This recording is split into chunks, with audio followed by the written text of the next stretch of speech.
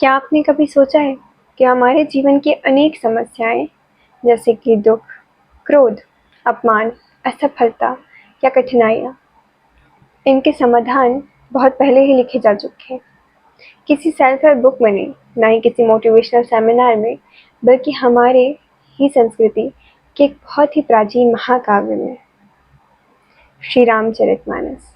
ये केवल भगवान श्री राम की एक कथा नहीं है, बल्कि जीवन को समझने का एक गहरा दर्शन भी है। यदि हम इसे मन से पढ़ें और समझें, तो ये हमें सिखाती है कि कठिन परिस्थितियों में स्थिर कैसे रहना है, लोगों को क्षमा कैसे करना है और जीवन को मर्यादा के साथ कैसे जीना है। बालकांड में भगवान शिव और जगत जननी माता पार्वती के मध्य एक अत्यंत ही गूढ़ संवाद आता है, जहाँ माता पार्वती महादेव से पूछती है कि श्रीहरि बार बार अवतार क्यों लेते हैं। तब उत्तर स्वरूप महादेव कहते हैं कि जब जब होई धर्म के हानि, बाढ़हि असुर अधम अभिमानी। अर्थात जब जब धर्म की हानि होती है और असुरों का अत्याचार बढ़ जाता है, करहि नीति जाई नहीं बरनी, सीधहि विप्र धेनु सुरधरनी।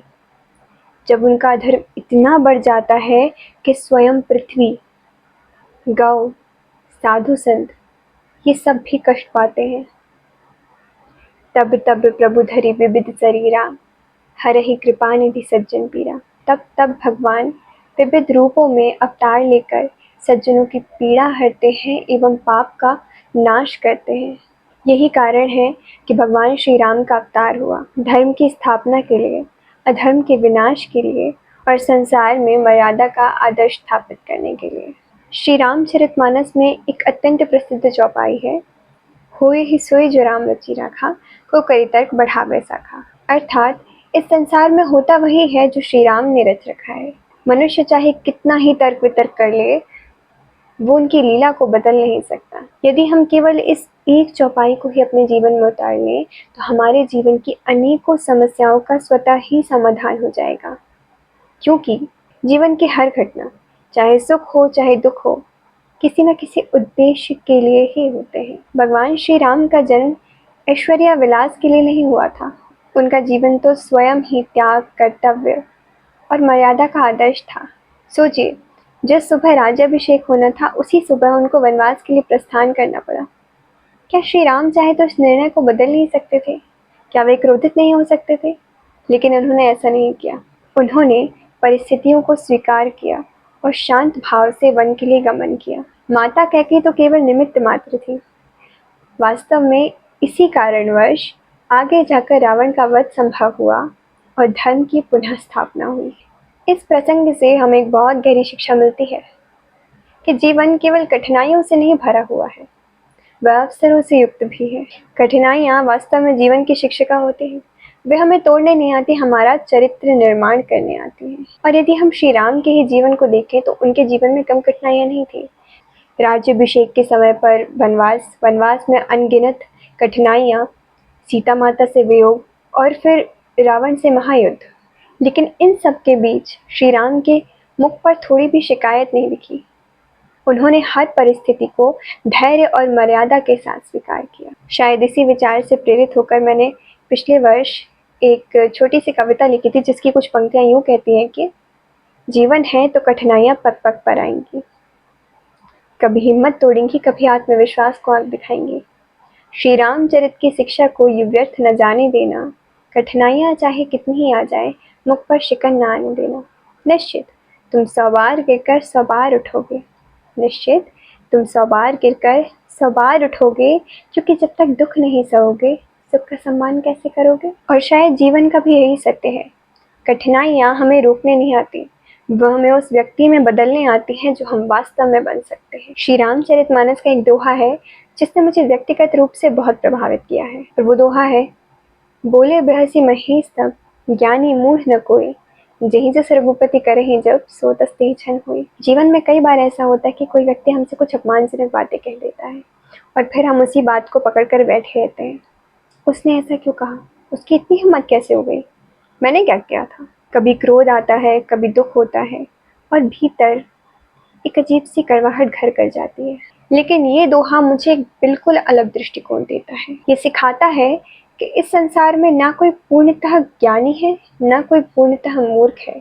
ना कोई पूर्ण रूप से अच्छा है, ना कोई पूर्ण रूप से बुरा है। हम सब अपने अपने संस्कारों, परिस्थितियों और उस क्षण की मानसिक अवस्था के अनुसार ही व्यवहार करते हैं। जब श्री राम जिसको जैसा कर देते हैं वह उसी क्षण वैसा हो जाता है। जब मैंने इस बात को समझा तो धीरे धीरे मुझ में एक परिवर्तन आया। पहले किसी ने कुछ कह दिया, कर दिया, या किसी से मेरी बहस हो गई, मैं उस चीज़ को लेकर वर्षों तक बैठती थी। वर्षों तक मेरे दिल में कटुता भरी होती थी। लेकिन अब मेरे साथ बड़ी अजीब सी बात होती है। अब अगर कोई मेरे साथ कुछ गलत कर रहा है, कुछ गलत कह रहा है, और मैं चाहूँ भी कि मैं उस चीज़ को माइंड करूँ, मैं उस चीज़ को पकड़ कर बैठूँ, मैं वास्तव में चाहती हूँ कि मैं उस चीज़ को पकड़ कर बैठूँ ताकि दोबारा ये याद रहे मुझे, लेकिन मैं चाह कर भी नहीं कर पाती। कुछ लोग इसे सेल्फ रिस्पेक्ट की कमी कहते हैं। वे कहते हैं कि तुम्हें बदला लेना चाहिए, सामने वाले को पलट कर जवाब देना चाहिए। और सच कहूँ तो मुझे भी कभी कभी लगता है कि यार सामने वाला डिजर्व करता है शायद। लेकिन ये दोहा मुझे बार बार याद दिलाता है, it's not him, it's not her, it's Shri Ram.